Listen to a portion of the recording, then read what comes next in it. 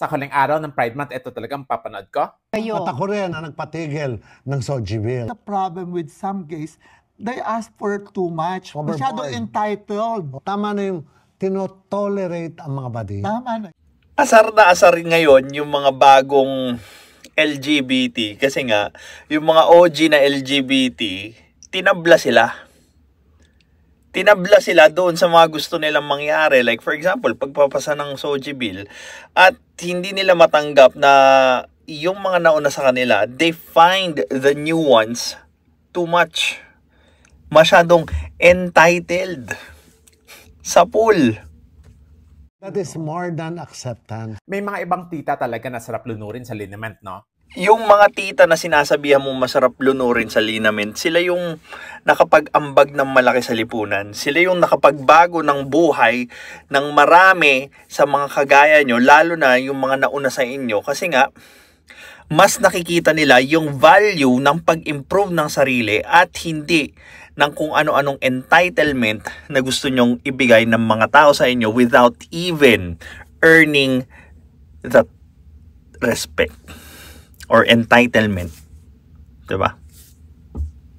Ano nga ba ang Soji Bill and entitled nga ba ang mga bakla and just asking for too much? Lahat tayo may Soji. Kung straight ka, may Soji ka. Kung LGBT ka, may Soji ka. Pati ako meron kasi lahat tayo may orientation, identity, and sex characteristics. So ang Soji SC Bill, para sa lahat. Mahirap pa intindihan yon.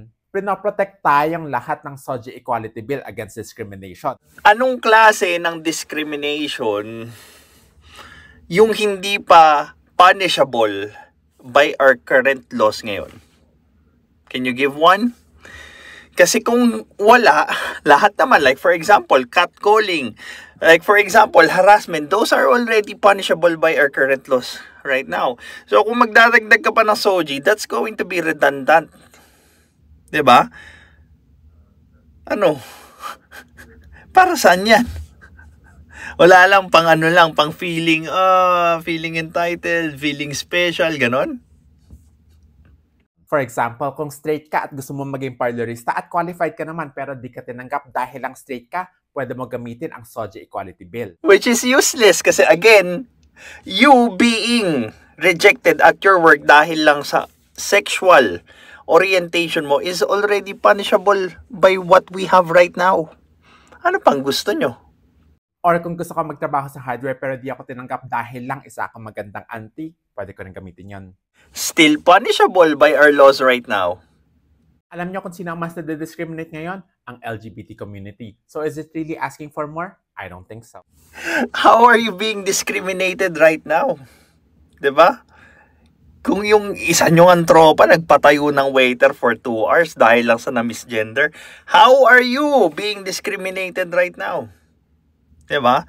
Again, yung Soji na pinagsasabi nyo, it's not really for your protection, for your kung ano pa man. Because again, kung ano mang gawing masama sa inyo, regardless of your gender, you are protected by our current laws. Gusto nyo lang yung Soji na yan kasi gusto nyo maging special kahit wala naman kayong inambag sa lipunan. Tapos anong tolerance is more than acceptance? Tanungin niyo lang yung jowa ng anak ko, tinotolerate ko lang siya pero gusto niya i-accept ko raw siya. So I guess acceptance is better than tolerance. Para kasi sa inyo, yung acceptance is total submission to whatever you really ask for.